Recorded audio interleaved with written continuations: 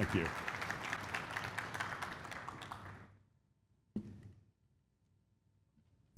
Well, good afternoon. It's a pleasure to be with you all here today. As you just heard, I'm with the Center for Strategic and International Studies. So we are a think tank based in Washington, D.C., who provides advice to the government, to nonprofit organizations, to international governments, and to companies who are trying to understand the dynamics that are shaping our world and what they might want to do about it. From my own perch, I am the senior advisor at the Wadhwani AI Center, which means I am the AI policy person at CSIS. And this is a field that I have been studying for nearly 10 years now, which in Washington, D.C., makes me what qualifies as an old-timer in AI policy because of how new this field is. But the reality is that AI actually stretches back and has a long history. And I want to talk a bit about that to situate us in the present moment. I have an advertisement from a computer magazine from the 1980s that I really enjoy looking at. So on one side of it, it's talking about kilobyte hard drives that cost thousands of dollars. We've come a long way. But there was another ad that is talking about an AI product. And this AI product was an AI accountant. This is an AI system that will do your taxes for you. Well, here in the United States, filling out our tax forms is a very painful ritual that we go through every single year. And so I was so curious what the features of this AI accountant were back in the 1980s, for which they were charging quite a bit of money. And the answer is that if you inputted all of the data, it would output all of the data in the standardized format of the tax tables. Now, what's interesting is that in the 1980s, no one disagreed that this was artificial intelligence. In the 1980s, the leading computer scientists, as well as average people who would buy this product, all agreed that this was artificial intelligence. Today, that product has been a victim of its own success. Now it's only software. Because by ceasing to be new and novel, it has ceased to be AI. But the reality is that that was an incredibly successful product. Contrary to the way the history is told of an AI winter that occurred in the 1980s, the reality is that many of those techniques for deterministic, rules-based software underpinned the software revolution of subsequent decades. We just stopped calling it AI because it seemed so familiar. Well, that was the first AI revolution that we've lived through and that the economy has gone through. I would say that the date of the second AI revolution is the machine learning revolution of 2012. And whereas that AI accountant, you had to input all of the rules in order to create that system by combining a human expert accountant sitting side by side with a computer programmer who can take the knowledge that's in that accountant's head and put it into the rules of the software. That was that revolution. The revolution that occurred in the 2006 to 2012 timeframe was the machine learning revolution. Whereas instead of having human fingers type out all of the rules, you fed a learning algorithm a training data set, and it learned those rules for itself.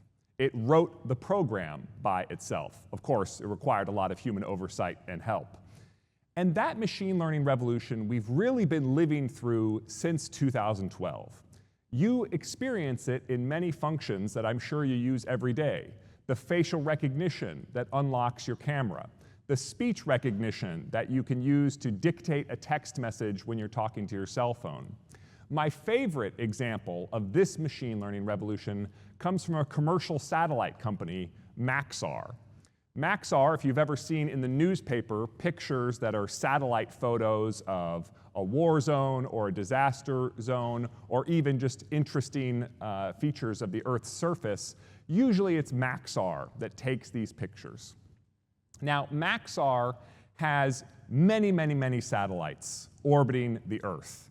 And these satellites take so many pictures of the Earth's surface that it actually exceeds their ability to analyze those images. They say that if they wanted to have one trained satellite imagery analyst look at all of their pictures, then the amount of pictures that they collect in a single day is 85 years worth of work for an imagery analyst. Well, there's two ways you can solve that problem. One way is to hire 85 times 365, and you'll probably need to run 3 shifts a day. So 85 times 365 times 3, that's how many imagery analysts you need to look at all these pictures. But that doesn't result in a profitable company at the end of that story, and Maxar would like to be a profitable company. So they used those machine learning computer vision techniques, the same ones that underpin facial recognition, but they applied it to their satellite photos. And that allowed them to say, of these pictures, this is an empty ocean, this is an empty ocean, oh, here's some oil tankers. We actually know what oil tankers those are, and we can predict what the price of oil will be based on how fast these tankers are moving to their various destinations. So the application of AI allowed them to maximize the productivity of their human workforce by recommending what pictures would constitute the best use of their imagery analysts' time. That was an amazing application, but the reality is that there are countless other applications that have been diffusing throughout the machine learning-driven economy. And it has made applications that used to be expensive and complicated or unwieldy feasible in a way they were not. I have some friends who used to work for DARPA, which does a lot of advanced research for the United States government, and they talk about their colleagues who tried to crack the nut of facial recognition using the first wave AI approach. And after hundreds of millions of dollars, and many, many years of genius computer scientist time, they had almost nothing to show for their efforts. Because that was a problem that was just not amenable to that rules-based approach that did work for AI accounting, but did not work for imagery recognition. So that was the second AI revolution, really born of bringing NVIDIA GPUs together with modern neural networks and learning techniques. It started in 2012 and exploded to many things that you probably saw in the news, such as when DeepMind's AlphaGo system defeated the world champion at Go, but also many things that just moved into the background of your daily life. And so now we're entering a new era of AI, and so this machine learning revolution is once again suffering a demotion. In Silicon Valley, it's often no longer AI unless it's a large language model. And that really gets us to the ChatGPT revolution that began in November 2022 when that product launched. And that product, I'm sure you've heard, has so many exciting milestones behind it. It was the first product to reach 100 million users in only a handful of months, reaching 100 million monthly average users. The most recent disclosure about their user base, which comes from July 2025, was 700 million weekly average users. A significant portion of humanity is using this product every single week. And the kinds of performance improvements that we've seen in this are actually part of a consistent story. I suspect everyone in this audience is familiar with Moore's Law, the documented phenomenon whereby the performance per unit of cost or per unit of area of computer chips roughly doubles every 2 years, a trend that has been going on since the 1960s. Well, if you start at the machine learning revolution, the neural networks and GPUs revolution of the 2012 timeframe, a series of scholars have tried to aggregate the data documenting what is actually happening in AI performance. And there actually is a remarkable trend that both resembles Moore's Law, but also dramatically exceeds it. So Moore's Law is about doubling every 2 years, 2, 4, 8, 16, and so on.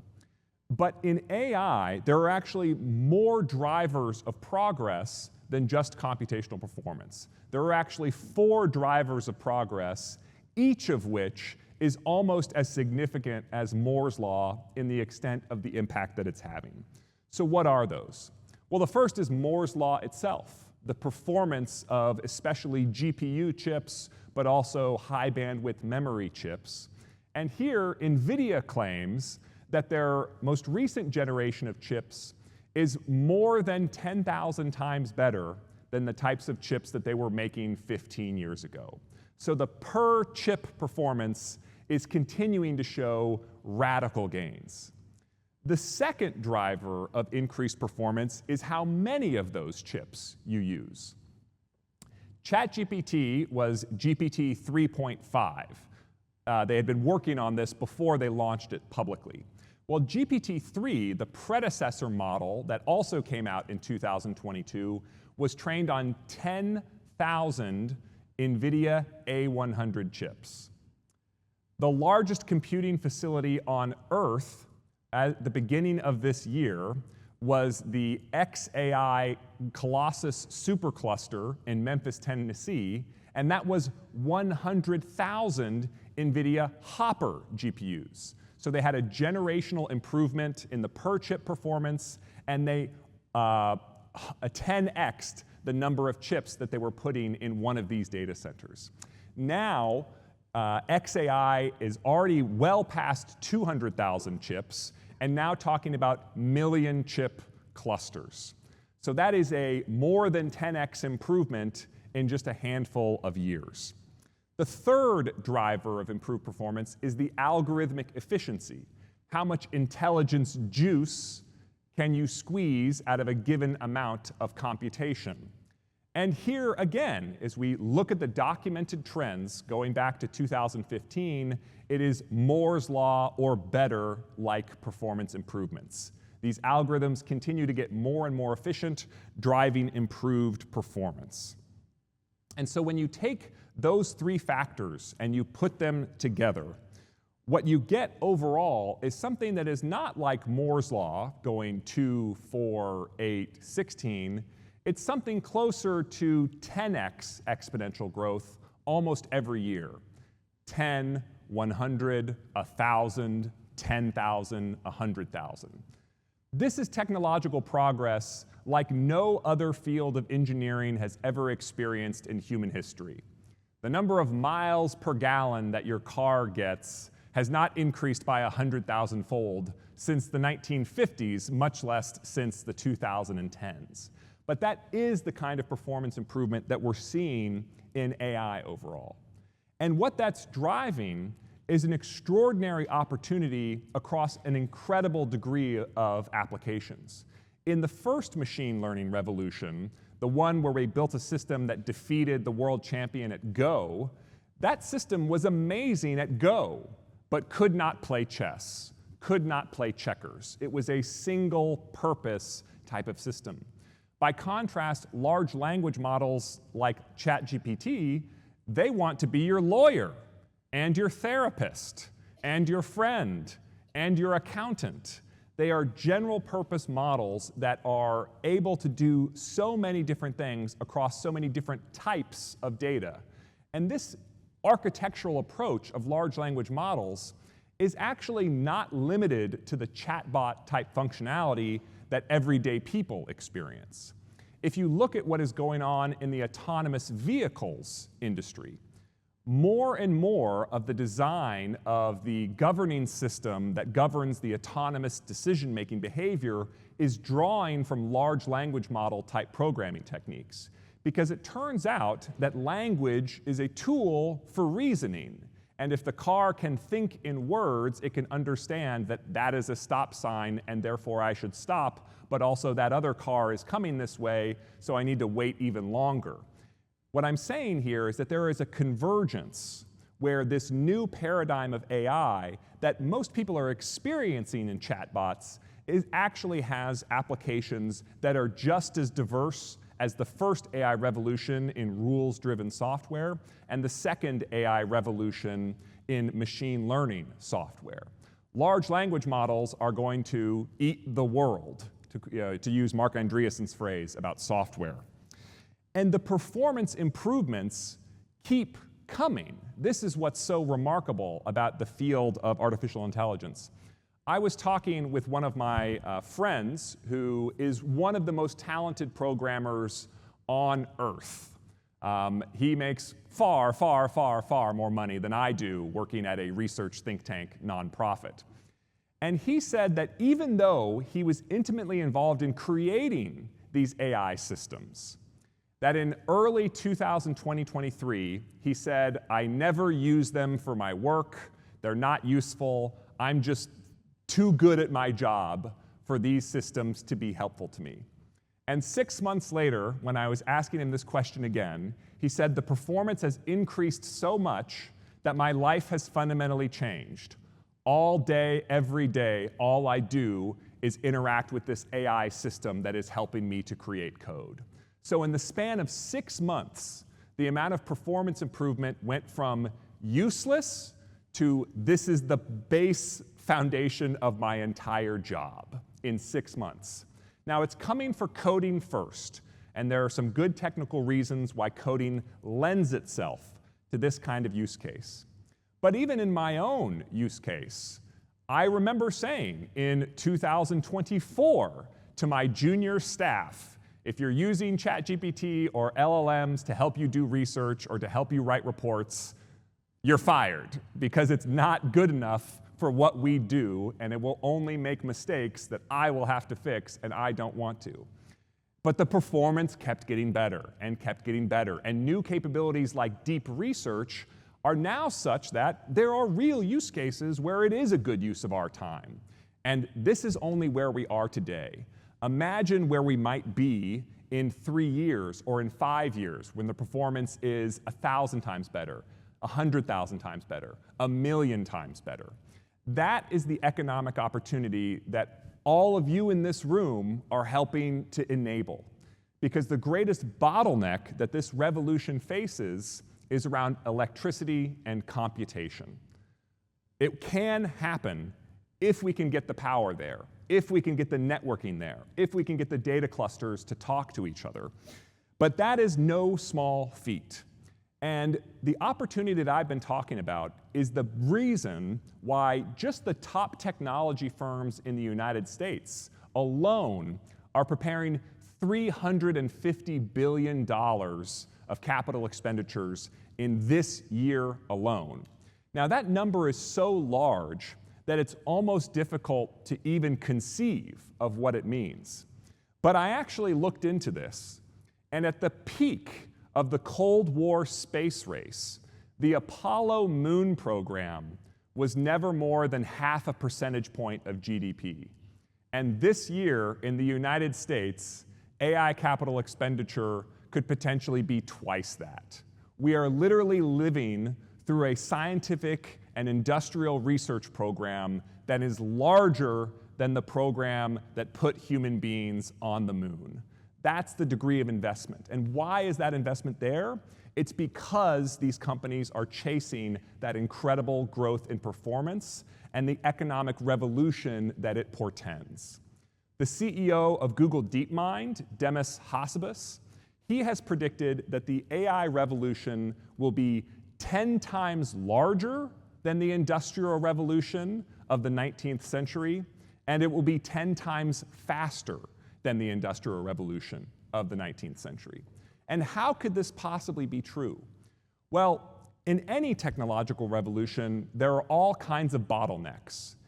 Even if a steam engine is better than a horse for generating power, there already are farms to raise horses. Whereas if you want to use a steam engine, you have to now get a reliable supply of coal that somehow has to arrive on a schedule. There are very high switching costs, even if the overall performance is attractive. What's interesting is that AI is perhaps the first technology that can play a role in solving so many of its own bottlenecks. The idea of reworking workflows so that they can take advantage of these capabilities, that reworking process is something that AI itself can contribute to, which is part of the reason why this revolution is expected to go so fast, why you can have experiences like my colleague had, going from it's useless to it's my everyday. The challenge, of course, is coming from the power sector, and it's especially acute here in the United States. In the United States, since 2007, the compound annual growth rate of electricity generation in the United States is 0.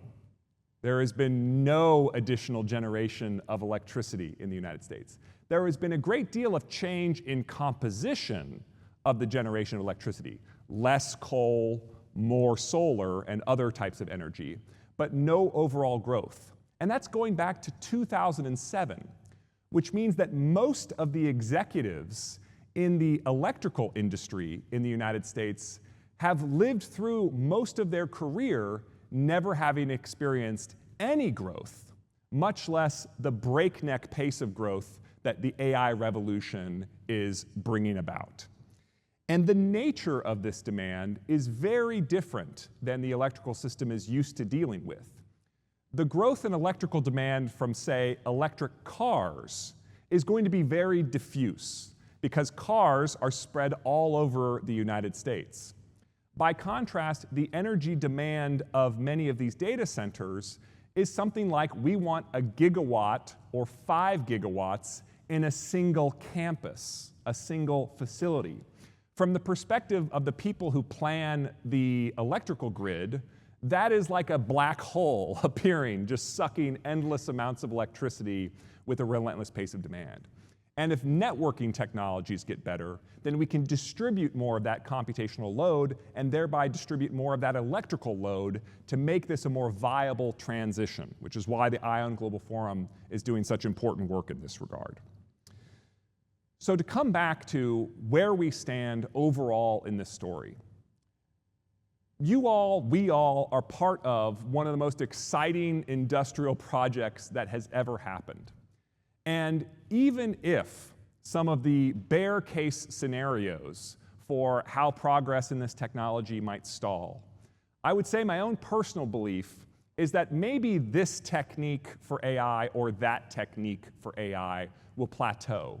But the overall field of AI has attracted so much of humanity's top talent that even if one type of paradigm encounters a bottleneck, I imagine another new paradigm will come up to solve it. And we've seen just a version of this just in the past few years, when scaling of training large language models started seeing diminishing returns, and very shortly thereafter, we started seeing the benefits of scaling the inferencing side of AI and bringing about reasoning models. So as we encounter challenges as a field, I think we have a very documented history of overcoming them. And the economic opportunity on the other side is so promising that Meta CEO Mark Zuckerberg described it this way.